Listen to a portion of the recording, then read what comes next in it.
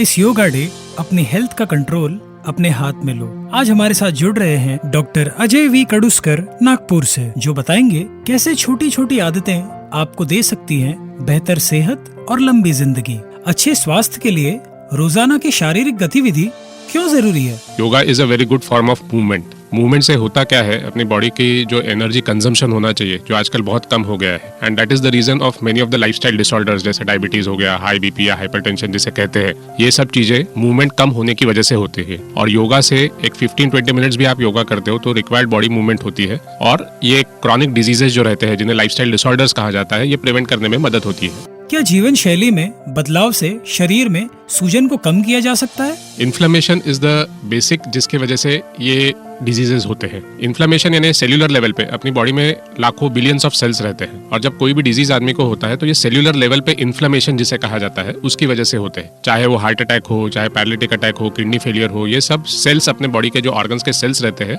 वो डैमेज होने की वजह से होते हैं। और लाइफस्टाइल में चेंजेस लाके, जैसे आप खान पान पे अपने कंट्रोल रखते हो, फिजिकल एक्टिविटी करते हो, स्ट्रेस कम रखते हो, रेगुलर एक्सरसाइज करते हो, और यदि मेडिसिन की रिक्वायरमेंट है, मेडिसिन रेगुलर लेवल पे टाइम पे लेते हो, रेगुलर चेकअप्स करते हो, तो ये जो इन्फ्लेमेशन जिसे कहा जाता है वो कम करने में मदद होती है, जिससे कि आप बड़ी बीमारियों से खुद को बचा सकते हैं। क्या योग जैसा व्यायाम एक प्रकार की रोग निवारक देखभाल है?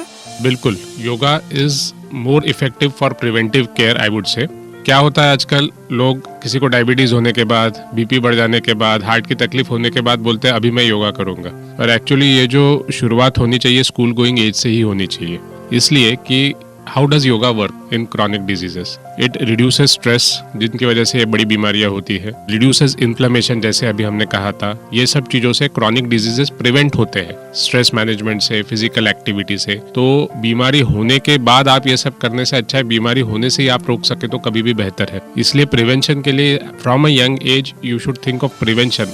डायबिटीज और किडनी की सेहत के बीच क्या संबंध है और इसे कैसे नियंत्रित किया जा सकता है? और ये जो किडनी का डैमेज होता है, ये डायबिटीज के वजह से सबसे ज्यादा मेन रीजन अपनी कंट्री में डायबिटीज ही है, अनकंट्रोल्ड डायबिटीज। उसके वजह से किडनी को डैमेज पहुंचता है। और यदि आज किसी को डायबिटीज की वजह से किडनी की अगर डैमेज हुआ है तो उसकी शुरुआत आज नहीं हुई है, 10 साल पहले ही हो चुकी है। तो जब कभी भी आदमी को डायबिटीज का डायग्नोसिस होता है, वो टाइम पे यदि शुगर नॉर्मल रखी जाती है तो कल होने वाला किडनी का डैमेज हम आगे बढ़ने से रोक सकते हैं। आजकल देखा जाता है यंग एज में डायबिटीज हो जाता है, 30s-40s में। आप 30s-40s में उसे कंट्रोल रखते हो तो 50s में जाके किडनी की प्रॉब्लम नहीं होगी। So managing diabetes at the right time is a way to prevent kidney disorders in the future. क्या जीवन शैली में बदलाव से डायबिटीज की जटिलताओं से बचा जा सकता है? Yes, definitely. Lifestyle changes form around 50% of the part of the treatment for diabetes. Why is anyone taking treatment for diabetes? वो डायबिटीज के जो होने वाले कॉम्प्लिकेशंस रहते हैं, किडनी पे, हार्ट पे, आईज पे, पैर की नर्व्स पे, ब्रेन पे, वो प्रिवेंट करने के लिए आप डायबिटीज का ट्रीटमेंट लेते हो। तो आधा पार्ट अपना लाइफस्टाइल चेंजेस से हो जाता है, जिसमें डाइट और एक्सरसाइज और स्ट्रेस मैनेजमेंट का